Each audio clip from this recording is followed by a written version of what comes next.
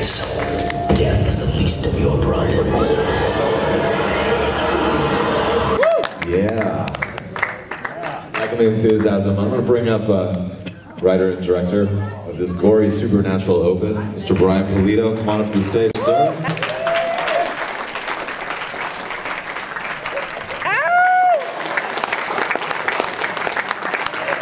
As well as the star of the Graves, Clare Grant, the one and only Bill Moseley,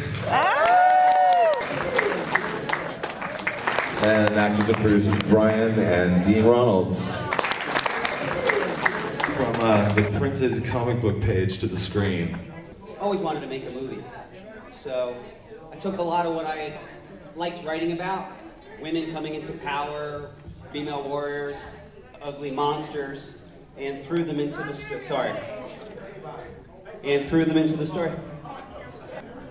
Talk about the pre-production process as far as casting up such a film. I mean, there's certainly some gratuities. I'd like to pass that over to my co-producers, Ronalds brothers. They could talk a little bit about casting.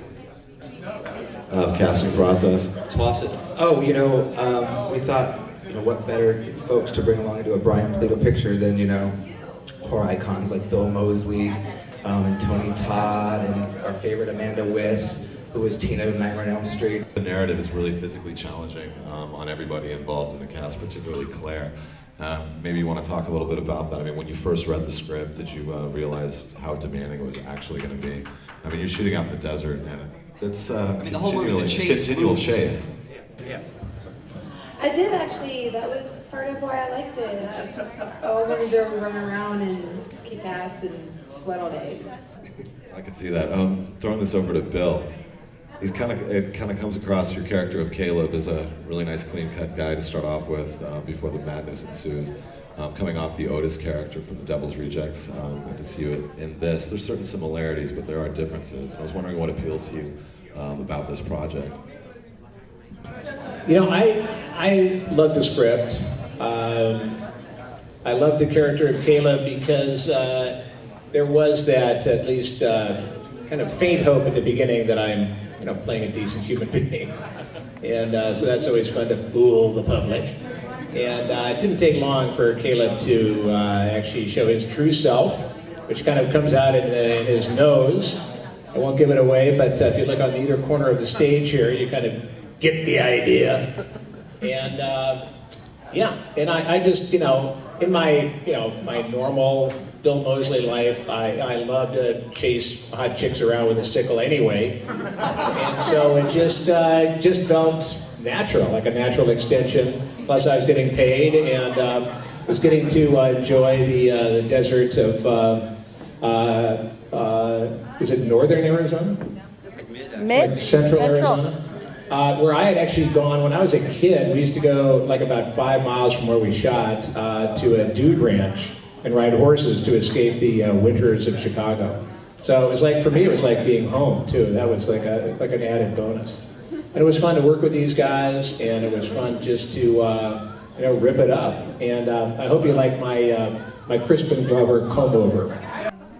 How many days was the shoot? We shot 16 days. In a old, abandoned, haunted gold mine town. So, it would, every day brought new mysteries to the set. Why don't you tell them? I actually, in my room in the hotel that I was at, the lamp that was by my bed was unplugged, but when I woke up in the middle of the night once because the lights suddenly turned on, I went to, it was confusing to me because I knew that it was unplugged.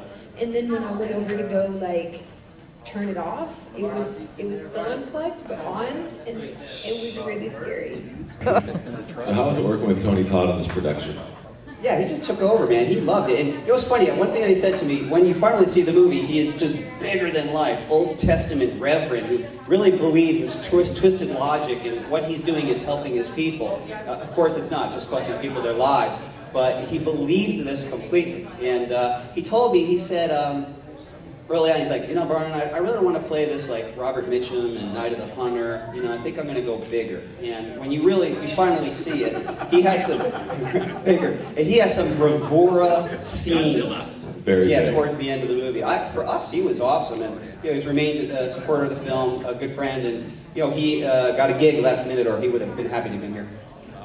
Will there be a theatrical release of The Graves? All that is wonderfully unknown. We literally just finished the movie, so we're out to distributors now. So anything could happen, folks.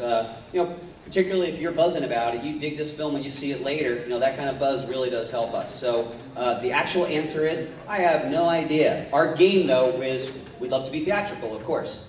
But yeah, more to come. Anyone? Don't be shy. The clock is ticking. We were discussing it, and to tie into however the movie's released, there's likely to be a number of licensed things. So there'll be a Graves prequel, comic, and we know for sure we have a soundtrack, lobby cards, more stuff coming. Because of my background with the comics, for me, it's never just a comic. It's a comic, it's a button, it's a t-shirt, it's an action figure, it's just the way it goes. So yes, more stuff coming. Certainly see the tie-in of the Graves, the Lady Death in the beginning, which was pretty awesome, by the way. I was like, I love this already. Oh, yes. Anyway, well, in regards to theatrical, you might have to wait, but you won't have to wait too long to see it because it's playing next door at 6:30. Thank you so much.